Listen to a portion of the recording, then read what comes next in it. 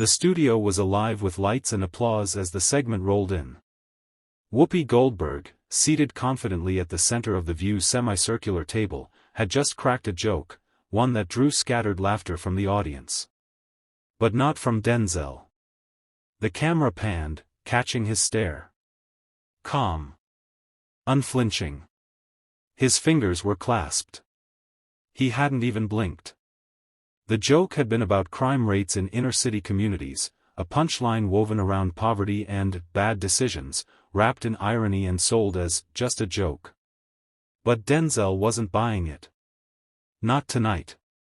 Whoopi chuckled again, brushing back her locks. Come on, Denzel, don't be so serious all the time, she smiled, sipping from her mug. He leaned forward.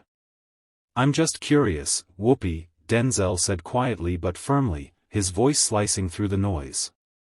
What's funny about pain? The studio fell into an immediate silence.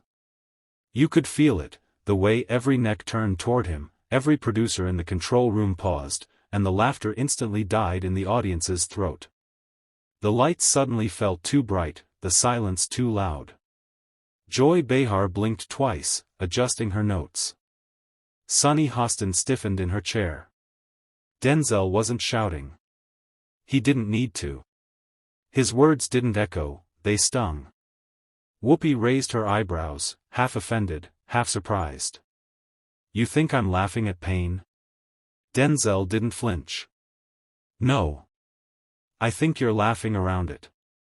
And that's worse. It wasn't a confrontation yet, but something had shifted in the air. The table, the audience, even the crew backstage felt the tension crawl across the room like static electricity. And just like that, the segment had become something entirely different. Not entertainment, reckoning. Whoopi adjusted in her chair, her posture subtly stiffening as she locked eyes with Denzel.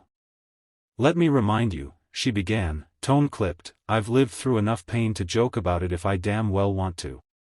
Denzel nodded slowly. And maybe that's the problem, he replied. We've normalized laughing at trauma because facing it honestly terrifies us. The audience didn't know whether to clap or hold their breath. Sunny Hostin finally jumped in. But Denzel, humor has always been a tool, especially for the black community. A way to survive. Survival isn't healing, Denzel replied. And we can't heal if we keep turning our wounds into skits. Whoopi's face tightened. You're telling me I can't joke about my own people? I'm telling you we're bleeding out on live television and calling it entertainment, he said, voice calm but cutting. And when kids watch this show, what do they see? That our struggle is punchline material? That laughter is the only form of release? Pete, the producer behind the scenes, motioned to the control room to hold off on commercials. This was no longer about ratings, this was about cultural electricity. Joy Behar tried to defuse the moment. Maybe we're all just coming from different generations. Denzel turned his gaze to Joy. Pain doesn't age out. The words lingered. Whoopi leaned back slightly, her expression unreadable. So what do you want, Denzel? To make every conversation a funeral march? He chuckled, just once.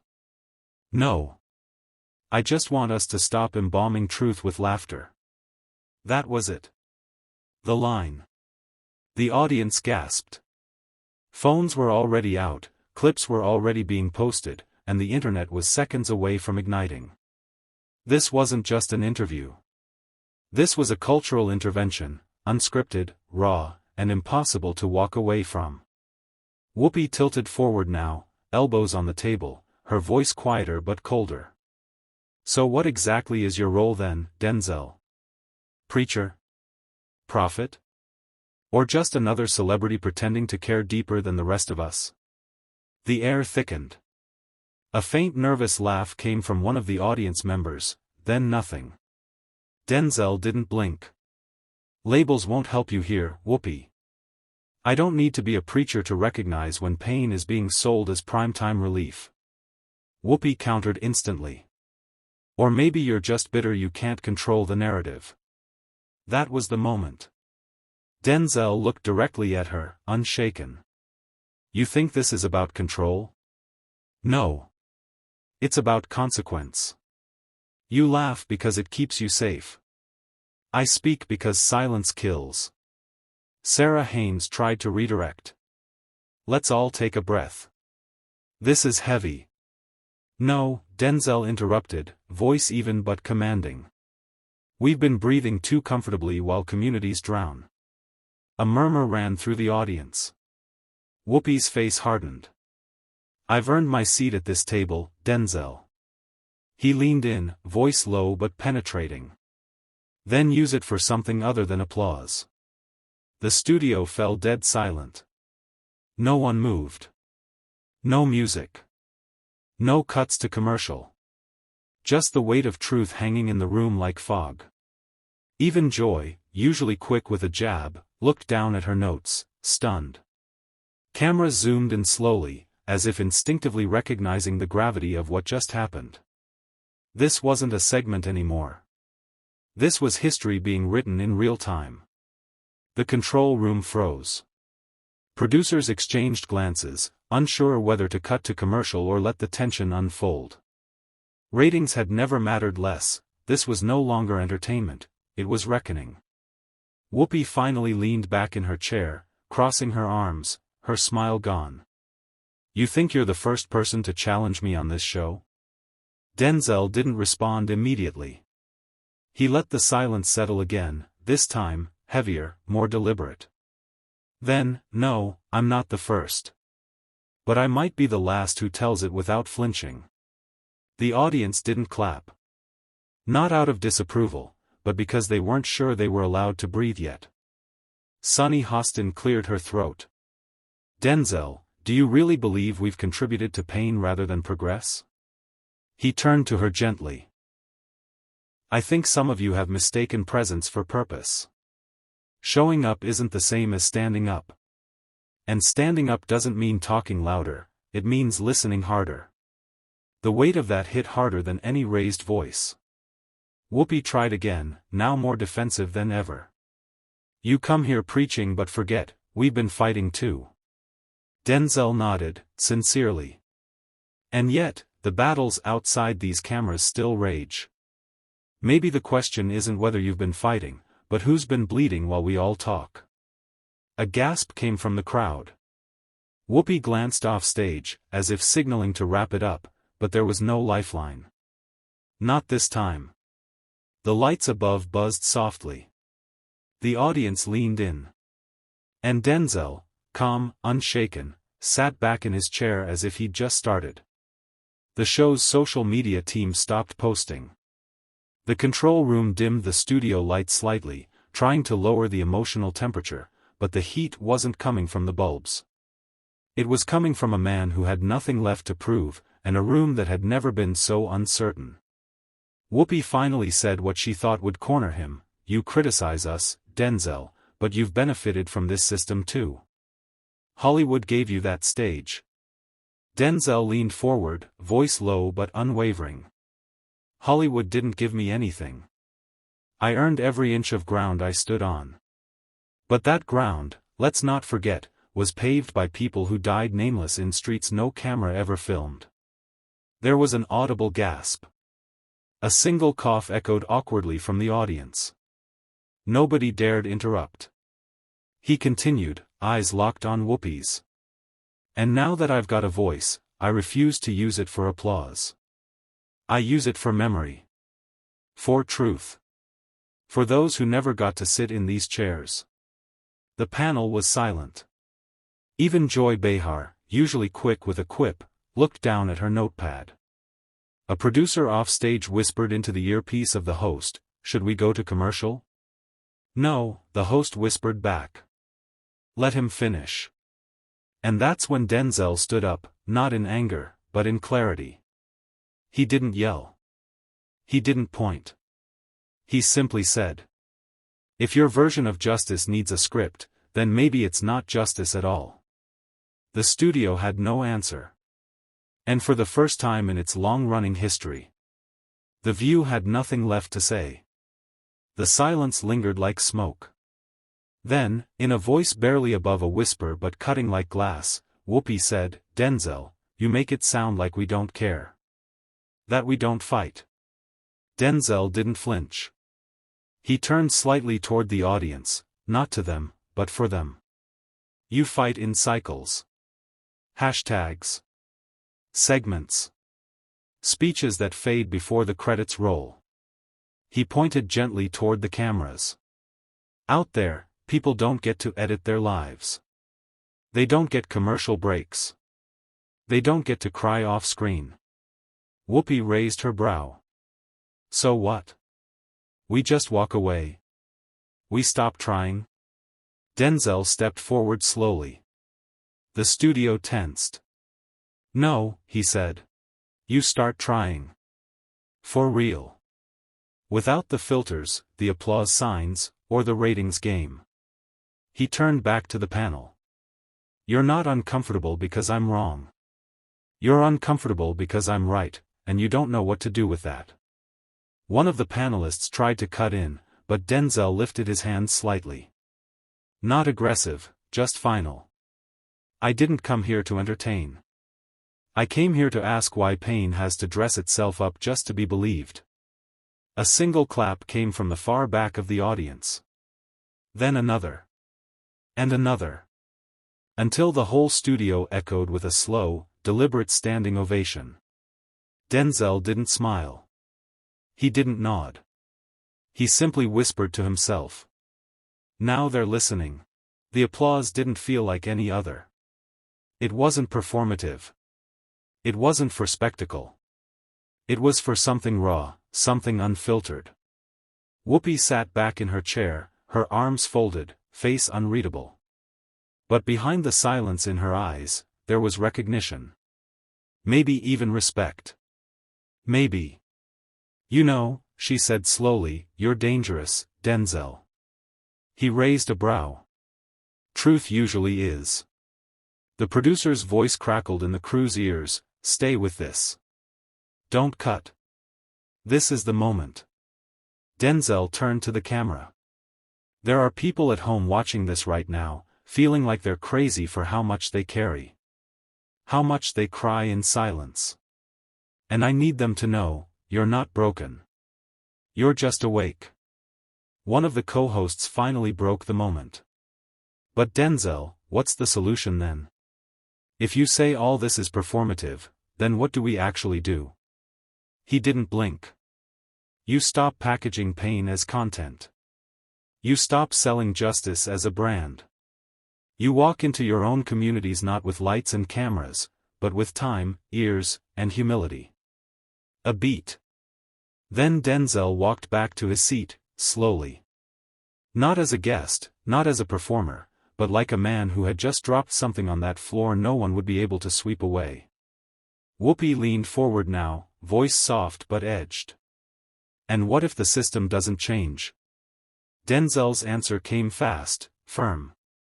"Then we become the system." The studio froze again. No music. No transitions. Just breath. Whoopi straightened in her chair and finally went on offense. "So, what you're saying," she began with that seasoned TV calm, "is that platforms like this, like The View, are part of the problem?" Denzel didn't flinch. He nodded slowly. "If the platform becomes louder than the people it claims to speak for, then yes."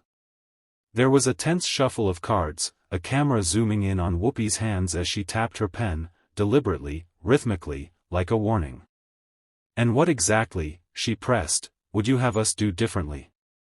Denzel's voice dropped, but the room leaned in. "Start by listening when it's uncomfortable. Speak when it's inconvenient. And stop clapping when someone turns trauma into applause lines." A single echoed from the audience, low, raw, real. Co-hosts looked at each other. One of them tried to pivot the segment, glancing at the teleprompter. "Let's bring it back to the midterms." "No," Denzel interrupted without raising his voice. "Let's stay right here. Right in the discomfort. That's where truth lives." The audience wasn't just watching anymore. They were holding on. Whoopi's jaw tightened. This show has given a voice to many who wouldn't be heard elsewhere. And that's why it matters, Denzel replied, leaning forward. But when the voice becomes an echo chamber for the safe and the scripted, you lose the ones who bleed for real. Silence again. But this time, it wasn't tension, it was respect. And something in Whoopi's expression changed. Softer. But sharper, Whoopi let the silence hang this time. No pivot. No chuckle. Just that quiet recognition that something real was happening, and the cameras were rolling. She looked at Denzel, almost as if for the first time not as a celebrity guest, but as someone speaking a truth she hadn't fully reckoned with. You think we've gone soft, she said, not as a jab, but as an acknowledgement. I think you've gone careful, Denzel replied gently. And careful, in times like these, is dangerous. A visible shift rippled through the audience. This wasn't performance. It was exposure. But you have a platform too, Whoopi challenged.